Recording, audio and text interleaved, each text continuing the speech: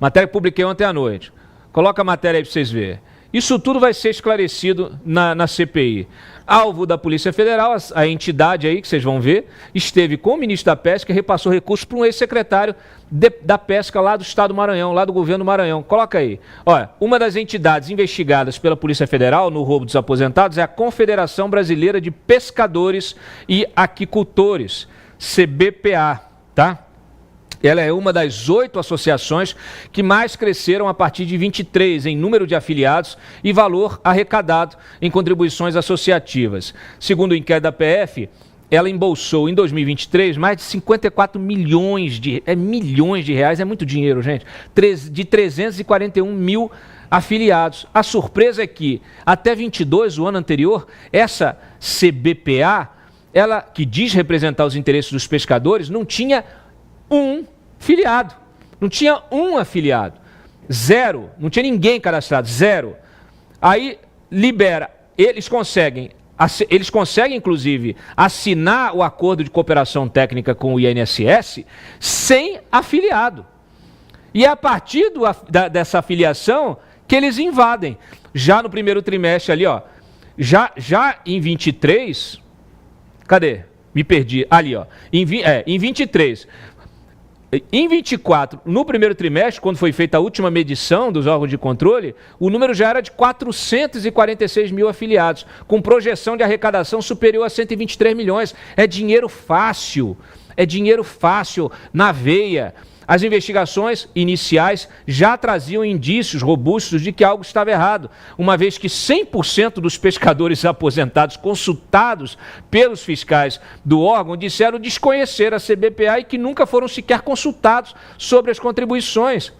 Uma visita à sede da entidade, que é um pequeno escritório no edifício aqui em Brasília, com apenas uma secretária, indicou a incapacidade técnica para prover as atividades que ela diz prover. Então, assim, para piorar, a Confederação foi questionada e não apresentou provas de autorização do desconto nos contra-cheques. Ela é dirigida por quem? Abraham Lincoln. Não é Abraham Lincoln, é Abraham Lincoln. Né? Também vice-presidente do quê? Da Força Nacional, da Força Sindical, o do Paulinho da Força. No ano passado, o próprio Abraham Lincoln virou réu num esquema de venda ilegal de permissões para pesca industrial.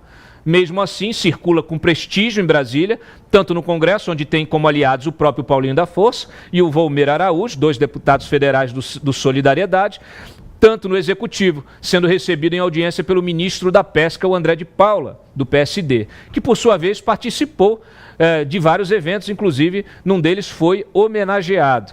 Só que é o seguinte, olha, a quebra de sigilo da CBPA mostrou que vários repasses dessas contribuições foram feitas para empresas do mesmo ecossistema do Careca do INSS, que é o maior operador desses esquemas aí, que estão sendo descobertos. E aí também encontraram repasses para o deputado Edson Cunha de Araújo, que é deputado estadual do PSB. Olha aí, já falei de Solidariedade, PSD, PSB lá no Maranhão. Até 6 de janeiro deste ano, ele era o quê? Secretário da Pesca e Agricultura do Maranhão, cujo governador, Carlos Brandão, do mesmo PSB, foi vice de Flávio Dino e seu sucessor. Coloca aí só para o pessoal entender a aranha, né? A teia aí, ó, o tamanho da teia. São várias entidades que participam, que desfrutam dessa mesma rede de lavagem de dinheiro. A CBPA é uma delas, tá? Então tá ali o Careca no meio e os outros. Isso aí tem vários, não dá para botar tudo em matéria. No relatório da Polícia Federal tem tudo. Coloca aí, pode baixar. No inquérito, a PF diz que após os relatórios de inteligência financeira, foi possível perceber que Edson Araújo possui relevância no estratagema do fluxo financeiro, tendo participado de transações atípicas que somaram um montante significativo, incluindo o recebimento de substanciais valores da Federação das Colônias dos Pescadores do Estado do Maranhão, que, por sua vez, recebeu valores da CBPA. Além de segundo vice-presidente da CBPA, Edson Araújo figurou como presidente da Federação das Colônias, da qual recebeu um montante de 5,4 milhões. Esse é o representante dos pescadores. Então tá aí os relatórios, para ninguém dizer que eu estou mentindo, tá aí a transcrição, tá aí a cópia, pode baixar, tá aí a cópia do relatório e todos os detalhes, tá? eu quero lembrá-los o seguinte, inclusive tem repasses da CBPA para o procurador do INSS, o ex-procurador do INSS, o Virgílio de Oliveira Filho, através da sua mulher, que já foi identificada como beneficiária desses repasses ilícitos. Tá? O Maranhão, senhoras e senhores, é o estado com maior número de pescadores do país.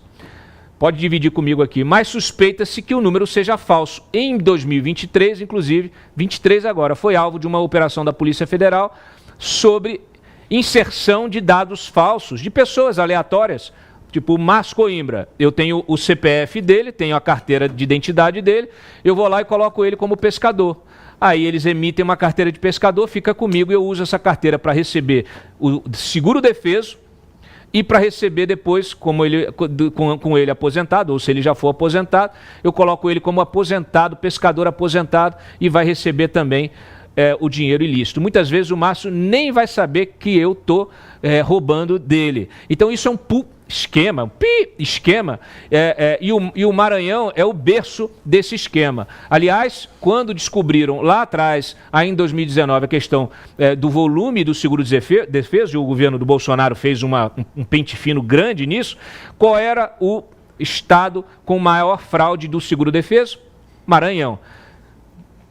Carol, você quer comentar? Vou rodar. Então, estava pensando nesse número mesmo, 444 mil, não é isso?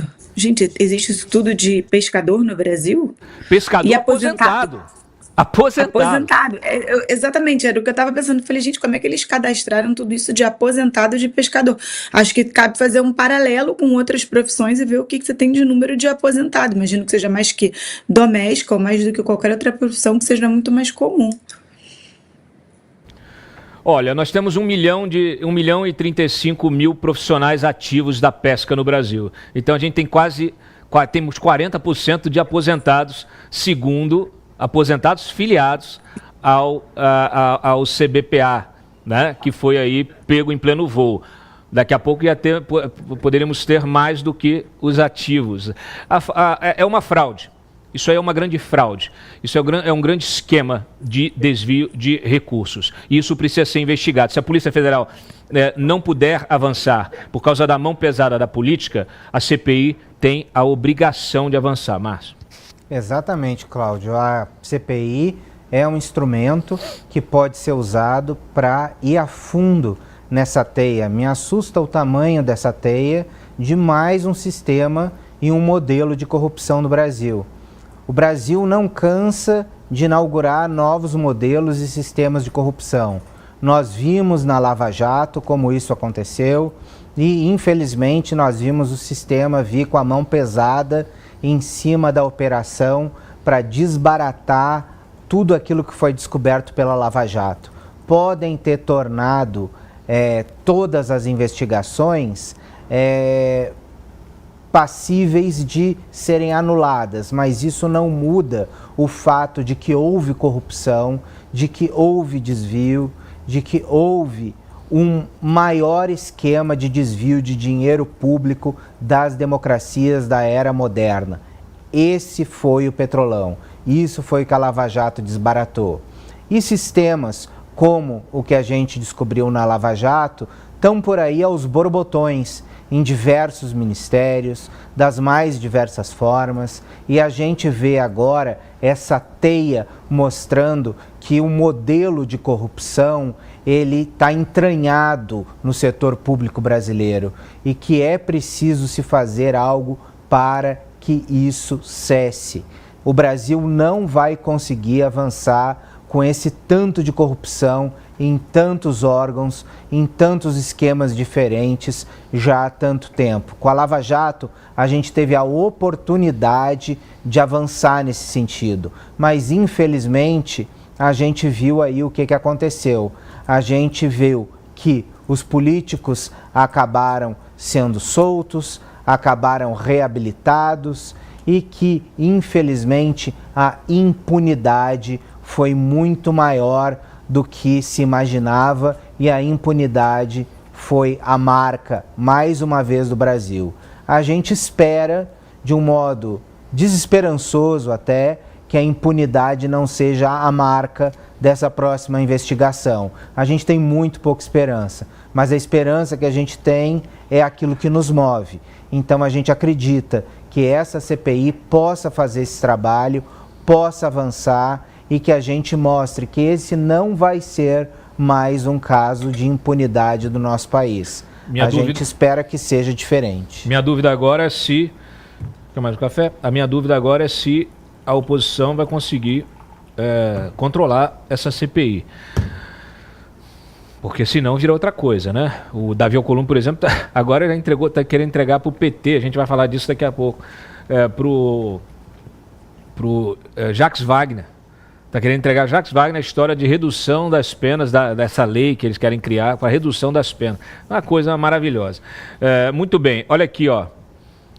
O problema disso é que, assim, toda vez são os mesmos personagens. O problema do brasileiro é que não entendeu ainda, o eleitor brasileiro precisa entender o seguinte. Todos esses personagens já se meteram em algum rolo. Pode jogar no Google, você vai ver. Então, assim, não adianta. Você não consegue um resultado diferente fazendo a mesma coisa e com as mesmas pessoas. Não dá, não funciona. E é muito curioso, porque tudo vai nesse sentido. Por exemplo, agora, o ministro Haroldo Cedrais. O ministro Haroldo Cedrais está há 1 ano segurando os recursos que foram impetrados pelo INSS e pelas entidades, 2 delas contrataram o mesmo escritório de advocacia, e ele levou a plenário, tirou, levou a plenário, tirou, botou na pauta, tirou, botou na pauta, tirou, 5 vezes. Eu antecipei essa informação. O Metrópolis ontem foi e questionou. Aí sabe o que aconteceu depois do questionamento? Ele botou na pauta. Então hoje, coloca a matéria lá. Hoje o TCU vai se debruçar sobre os recursos. Qual é o problema disso? Tá no link... Tá aqui, ó. Link 5. Qual o problema disso? Esses recursos, você teve uma análise técnica, que foi a auditoria, você teve o voto do relator, esse voto do relator foi submetido a plenário nos ministros, os ministros aprovaram, dentro desse voto tem uma série de medidas que eram para ser tomadas imediatamente, recomendações e medidas e determinações ao Ministério da Previdência, ao INSS. Tá? Só que aí, as empresas afetadas, as associações, eu vou chamar de empresa, porque são empresas, né? Feitas para um objetivo só. Essas associações, elas entraram com recurso. O INSS, através daquele procurador que foi afastado agora, porque foi pego também recebendo propina, também entrou, fizeram dobradinha, entraram lá no TCU. Porque quando entra com recurso, aí o efeito do acórdão fica suspenso. Então precisa agilizar e colocar o recurso rápido para ser analisado. Então, quando o ministro coloca e tira, coloca, tira, coloca e tira, ele vai adiando a execução daquelas medidas. E foi justamente o que aconteceu. 1 ano, Haroldo. Ô, Haroldo, não me decepciona, ministro. Olha aqui, ó, coloca lá. Coloca lá, abre a matéria. Olha aí, ó. Pautou para hoje os recursos dessas entidades do INSS contra o acórdão. Para hoje. Quer dizer, agora que já está tudo acontecido, tudo feito, né? Agora que o leite foi derramado, quais eram as medidas? Isso aqui é de 2004, tá? O acordo é de 2004. Os recursos estão sendo colocados em votação hoje, na pauta do TCU, hoje, 1 ano depois. Então, quais eram as medidas? Primeiro, bloqueio automático da averbação de novos descontos para deter a sangria, para acabar com esse negócio de mensalidade associativa, quer dizer, parar, estancar a sangria, e 90 dias para o INSS e a Dataprévia implementarem sistemas de assinatura eletrônica avançada e biometria, para novas averbações. Aí o tribunal dava outros 120 dias para recadastramento de todos os aposentados, além de medidas administrativas para responsabilizar as entidades e ressarcir as pessoas que foram lesadas. O que as entidades alegaram? Que são muitos associados. Então, que seria humanamente impossível Márcio, apresentar, recadastrar essas pessoas. Ou seja, para cadastrar, foi assim, ó. Agora, para recadastrar, porque aí ia ter que fazer com prova de vida, com a biometria, ia ter que fazer mesmo de verdade, com a autorização do aposentado, aí não pode, porque é muito aposentado. Quer dizer, é um negócio, é pesca de arrastão esse negócio. É uma cachorrada. E o Haroldo Cedrais segurando isso um ano. Complicado, né? Inacreditável. Inacreditável. Eu devo lembrar que o Haroldo Cedrais já teve problemas anteriores. Ele escapou da Lava Jato, mas teve denúncia, teve investigação. Então, assim, não é bom, ministro, quando esse tipo de coisa acontece, porque fica parecendo que não foi, né? Que não foi uma coincidência. O fato é que passou-se um ano, e quem vai pagar agora o roubo desses aposentados? Que já existia, mas aumentou. Quem vai pagar? Não vai ser o senhor que segurou o recurso. Não vai ser o Carlos Lupe, infelizmente. Aliás, estão já chamando de Lupin. É o meme, é o novo meme, é Carlos Lupin. Que é aquele... É Lupin que chama? É. Lupin, né? Tem foto é uma série da Netflix. Tem que fazer o Gerson podia fazer esse meme pra gente. É o Carlos Lupin, né? O pessoal não tem jeito, a internet ela não perdoa, é igual o Barroso, a internet não perdoa.